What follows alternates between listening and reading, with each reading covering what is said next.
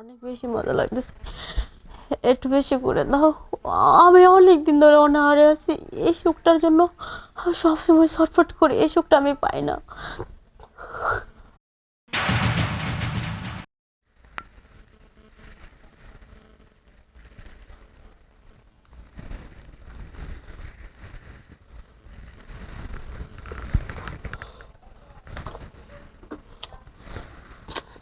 এ তো কোনো কিছুই না, এ থেকে তো আমার কোনো কিছুই ভালো লাগে না। এই যে ভরা রূপ জৈবন, এগুলো নিয়ে কিভাবে একা একা থাকা যায়? স্বামী তো থাকার থেকে না থাকার মতোই। কি যে করি।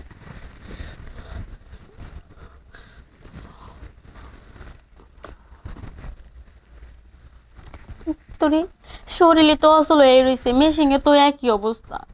আমার কপালটাই খারাপ। এই বয়সে কই একটু সকালাত করবো, আর আমার স্বামীটা প্যারালাইসিস হয়ে ঘরের মধ্যে পড়ে রয়েছে।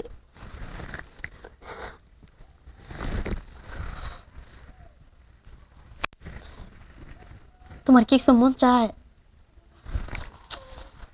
বলে কিছুই মন চায় না? তাহলে বিয়ে করছো কেন? হ্যাঁ, বিয়ে করার সময় কি মনে ছিল না যে বড় আদর্শ দেওয়া লাগবো? এখন তোমার কিছু মন চাইতেছে না? আমার তো মন চায়। এই সংসারে আমি কিসের জন্য পড়ে থাকবো?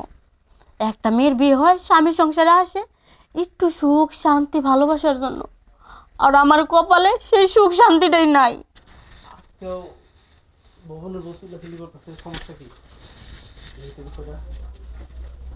কি করবো? কিচ্ছু করার নাই। এটা কিচ্ছু বোঝে না। জীবনটা পুরো অতিষ্ঠ হয়ে গেছে আমার। এই তুমি এরকম চিল্লাইতেছো কেন ওর সাথে? দেখেন, চিল্লাবো না তো কি করব?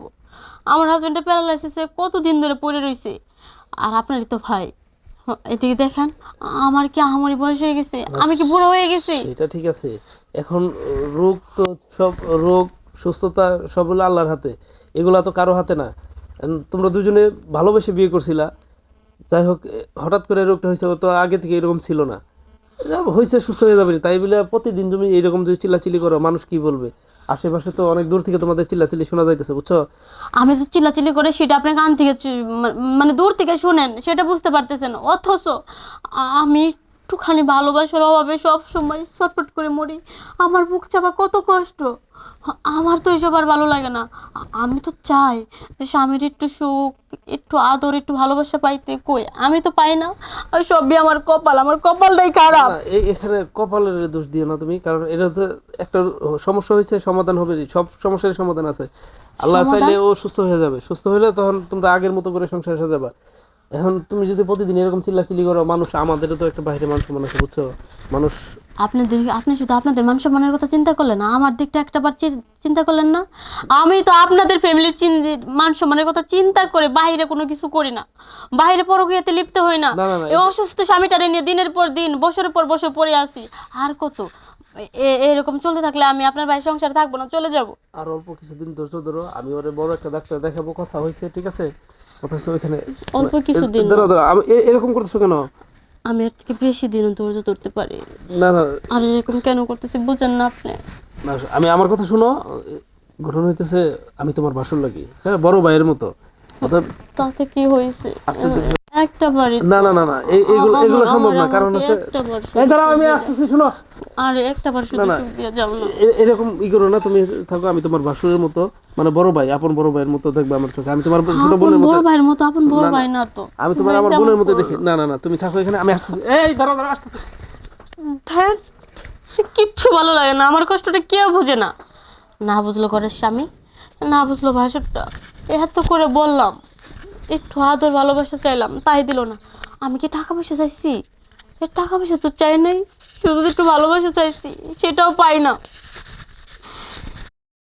মূল থেকে একটা বোঝা নেমে যায়। সব অশান্তির মূল কাটিয়েছিস তুই। তোরে মেরে আমি এই বাড়ি থেকে যাইতে পারো, মেরে ফেলবো তোরে আমি। এটা কি করতেছেন? আমার কিচ্ছু ভালো লাগে না। চাচা অসহায় দেখে আপনি কোথায় যাইতেছিলেন? অসহায় থাকলে তো মানুষ মানুষ না।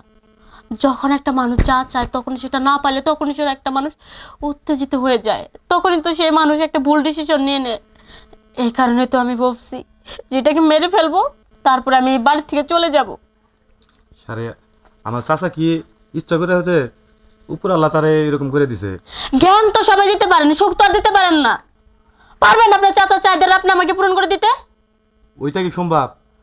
এটা তো ঠিকই বললেন যে ওটা সম্ভব না।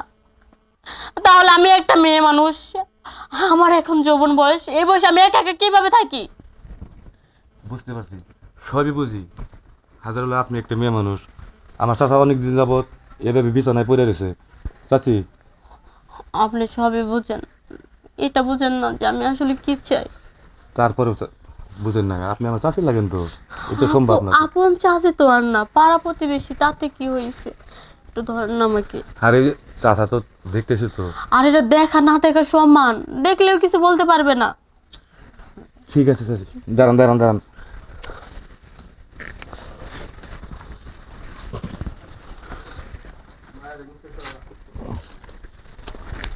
চাচি,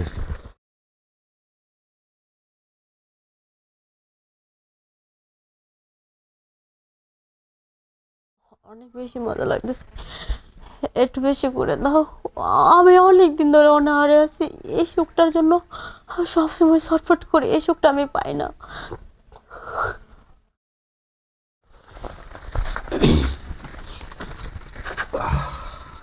ভাইস্তা, এরপরে থেকে প্রতিদিনই আমাকে বাড়িতে আইবা।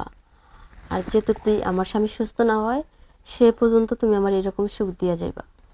ঠিক আছে চাচি, আমার যত সম্ভব আমি আপনার চাহিদা পূরণ করার চেষ্টা করব। সুখ পাইছো না? হ্যাঁ চাচি, যদি চাচি না হইতেন আমি চাচার কাছ থেকে আপনি নিয়েই যেতাম। এত সুখ দিছ। নিতে হবে না, নিলে তো মনে করো যে মানুষ নানান কথা বলবে। আর যদি লুকায় লুকায় সুখ পাও, সেটা শুধু তুমি আর আমি জানবো। হ্যাঁ, তারপরেও চাচি একটা কথা কি, চাচা হয়তো নড়াচড়া করতে পারে না, সে কিন্তু সব কিছু বুঝে দেখতে পারে। আরে ধ্যাত, ওই কথা বাদ দাও তো। আচ্ছা, চাচা হইলো রবটের মতো হয়ে গেছে, তাই না? একদম ঠিক বলছো। হ্যাঁ, তাহলে চাচি আজকে আমি আসি। আচ্ছা ঠিক আছে, যাও। আর শোনো, আমি যখন ডাকবো চলে এসো। হ্যাঁ, আপনার এমবি ফুরে গেলে আমার ফোন দিয়ে আমি লোড করে দিব না। হ্যাঁ চাচি। আচ্ছা, আমার এমবি লাগবে না, শুধু ওটা দিলেই হবে। হুম, এটা তো চাচি আপনার জন্য, প্রয়োজন আজকে থেকে আমি সবরি কলা খাওয়া মনি। তাহলে যাই চাচি।